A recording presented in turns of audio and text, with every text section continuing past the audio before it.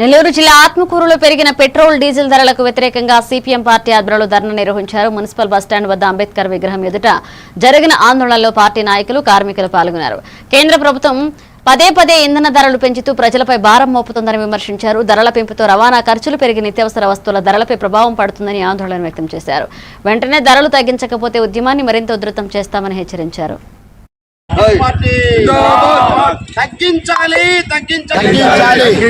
తగ్గించాలి పెంచిన petrol diesel ధరలను వెంటనే తగ్గించాలి పెంచిన పెట్రోల్ డీజిల్ ధరలను వెంటనే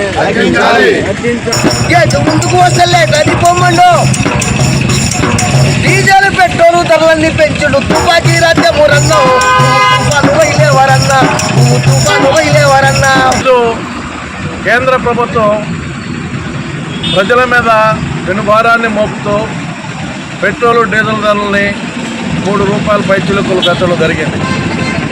అయితే మేము సిపిఎం పార్టీగా మేము ప్రజలకి హెచ్చరిస్తూనే ఉన్నాం. అయ్యా 5 రాష్ట్రాల ఎన్నికలు ఉన్నాయి. ఈ 5 రాష్ట్రాల ఎన్నికలు ఉన్నాయి కాబట్టి పెట్రోలు డీజిల్ ధరలని పెంచకుండా కేంద్ర ప్రభుత్వం ఆపున్నారు. ప్రజలకు మేలు చేసే పనులు చేయకుండా ఆదాని, అంబానీ లాంటి వాళ్ళకి కార్పొరేట్ శక్తులకు ఊడిగం చేస్తూ వాళ్ళకి రాయితీలు ఇస్తూ ప్రజలు వాడుకునే డీజిల్